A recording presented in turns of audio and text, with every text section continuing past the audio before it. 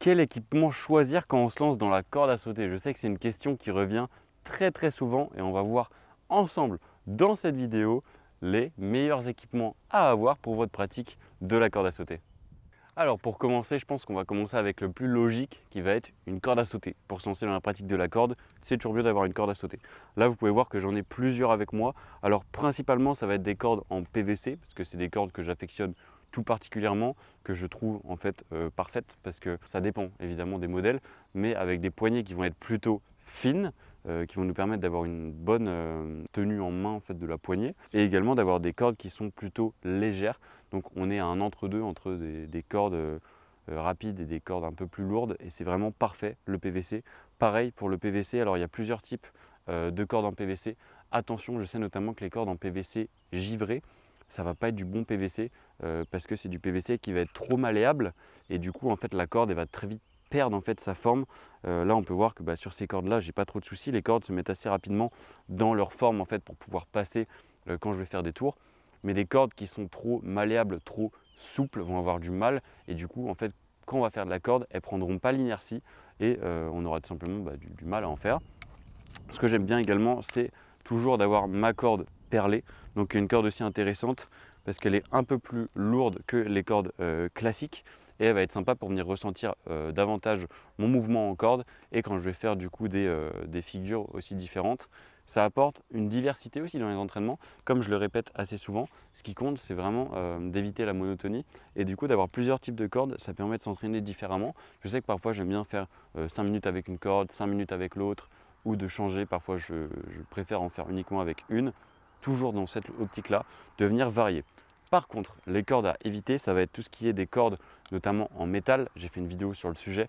Les cordes en métal, gainées ou non gainées, qui vont venir en fait s'abîmer au fur et à mesure et après qui viendront s'accrocher dans vous, s'accrocher à vos vêtements. Ça, c'est pas bien. Alors vous allez me dire oui, mais les cordes en PVC, Nathan, elles peuvent casser. Alors oui, bien sûr, c'est des cordes en PVC, donc à force de venir frotter, ça peut casser. Honnêtement, avec ma pratique de la corde qui est quand même assez intensive et aussi le fait qu'en fait j'en fais régulièrement sur ce sol-là, donc qui est du sol dur type béton. Je crois que ma dernière corde, elle avait cassé au bout de 2 ans de pratique. Donc vous voyez, c'est quand même assez long pour une corde. Et je vous assure que sur ce type de corde-là de qualité, ce que je fais, c'est qu'en fait, j'en achète 2. Comme ça, au moins, je sais que ça me tient et ça me permet toujours de venir varier. Donc je vous recommande. Et niveau longévité, les cordes perlées, il n'y a pas mieux parce qu'en fait, même si vos perles viennent à casser, vous en avez d'autres en change. Donc il vous suffira de venir changer les perles. Donc ça, c'est vraiment des cordes qui peuvent vous durer toute une vie sans problème. Il y a également les cordes sans cordes, donc je pense que vous voyez ce que je veux dire, des cordes avec les boules. Pareil, j'ai fait une vidéo sur le sujet, à bannir pour moi, et vraiment à éviter. En tout cas, pour le sujet des cordes, je vous recommande du PVC, c'est vraiment ce qu'il y a de mieux, mais attention au PVC. Et c'est pour ça que je vous invite notamment à aller dans la description pour retrouver mon guide d'achat corde à sauter et retrouver mes liens si vous voulez vous aussi vous procurer les meilleures cordes pour votre pratique de la corde à sauter. Ensuite, je l'ai montré en début de vidéo, mon petit tapis. Alors forcément, un tapis, c'est toujours cool, surtout pour faire des exercices au sol. Parce que quand on va faire de la corde et qu'après on va enchaîner avec des pompes, avec des abdos, avec tout type d'exercices, c'est intéressant d'avoir aussi un tapis qui va nous permettre d'amortir ces exercices-là au sol. Personnellement, je n'ai pas de tapis quand je fais de la corde parce que souvent en fait sur le marché, je trouve que les tapis, qui sont des tapis notamment pour corde à sauter, des tapis plus lourds qui viennent en fait rester collés au sol pour ne pas venir s'accrocher, mais ils sont souvent assez petits en taille. Et le problème c'est que quand on fait de la corde, vous savez la corde elle ne vient pas taper uniquement sous nos pieds, forcément elle est un tout petit peu plus longue donc elle peut venir taper à des extrémités ou alors quand on fait des figures, forcément la corde va venir taper sur les côtés et du coup peut venir taper en dehors du tapis et je trouve que ça crée un différentiel en fait entre nos mouvements qu'on va faire de base et nos mouvements qu'on peut faire à côté.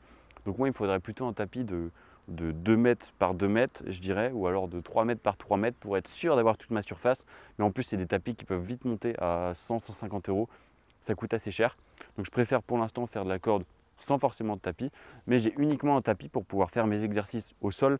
Donc il y a un tapis qui fait un peu plus de 5 mm, je dirais, d'épaisseur. Je trouve que c'est une bonne épaisseur parce que ça permet de ne pas ressentir en fait le sol qui est en dessous. Attention pour les tapis qui sont aussi trop peu chers, donc il y a des tapis à 5-10 € qui peuvent être parfois très fins ou alors qui peuvent être épais, mais en fait la mousse va venir s'écraser quand on se mettra dessus et du coup on ressentira le sol directement. Donc si vous voulez en description je vous mettrai également des liens pour les tapis. Ensuite, vous pouvez le voir juste à mon poignet ici, j'ai une montre, donc qui est une montre connectée. Tout type de montres connectées peuvent le faire. Là, c'est une Apple Watch dans ce cas-là. Mais vraiment, il y a tous les types de montres. Je sais que Garmin font des super montres, notamment pour le sport. Donc, je vous recommande aussi une montre ou un bracelet connecté parce que ça va vous permettre de pouvoir traquer du coup vos résultats pendant vos séances. Alors, quand je dis traquer vos résultats, ça ne va pas forcément être de venir traquer vos calories parce que, on le sait, les montres, souvent c'est un petit peu biaisé, ou alors si vous mettez 10 montres à votre poignet de 10 marques différentes, vous verrez que les calories sont différentes. Donc moi, ça va plus être de venir traquer pour voir votre séance que vous avez fait, votre rythme cardiaque, est-ce que vous êtes monté plutôt haut ou non, et en fait avoir on peut dire un répertoire des séances. Parce que c'est toujours intéressant de pouvoir se dire « Ah bah ok, cette semaine-là j'en ai fait tant, cette semaine-là j'en ai fait tant ». Alors que si on n'a aucune visibilité sur nos séances, ça peut nous démotiver en fait, juste en faire comme ça, c'est pas forcément hyper intéressant.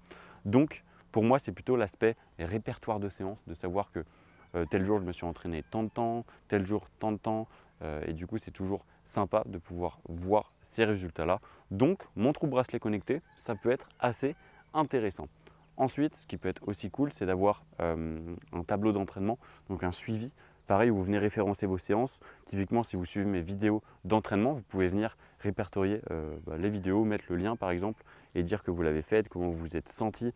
C'est toujours cool aussi pour avoir un suivi en fait de toutes vos séances et de pouvoir revenir après et de vous dire « Ah ok, je me rappelle, ce mois-ci j'avais fait telle séance là, là je la refais et je vois comment je me comporte, on va dire, pendant la séance.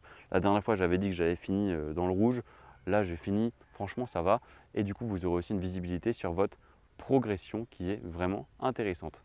En dernier, c'est également une petite pochette. Alors je vous montre la mienne dans mon cas. Souvent ça peut venir en fait avec vos cordes à sauter. Donc celle-là c'est une pochette que j'ai achetée il y a très longtemps dans laquelle je stocke mes cordes. Ça permet de, quand je me déplace, je mets tout à l'intérieur. Je sais qu'il y a toutes mes cordes. Ça évite de venir chercher à droite à gauche parce que si on sait que les cordes dans un sac ça vient s'emmêler, on tire, il y a tous les affaires du sac qui partent. Donc au moins dans votre petite pochette vous êtes sûr que vous gardez vos cordes et vous savez où les ranger, où les reprendre. Il n'y a pas de souci, vous pouvez mettre tout à l'intérieur. C'est plutôt sympa.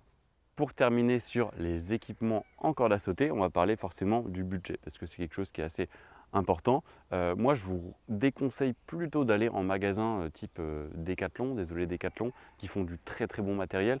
Pour les cordes à sauter, ça va être compliqué de trouver des bonnes cordes. Il y a des sites spécialisés pour le coup qui font des très bonnes cordes. C'est pour ça, comme je vous l'ai dit dans la description, vraiment c'est des cordes que j'ai pu tester et que je valide. Donc c'est des bonnes cordes. On va dire qu'une bonne corde peut tourner autour des 20-30 € à peu près.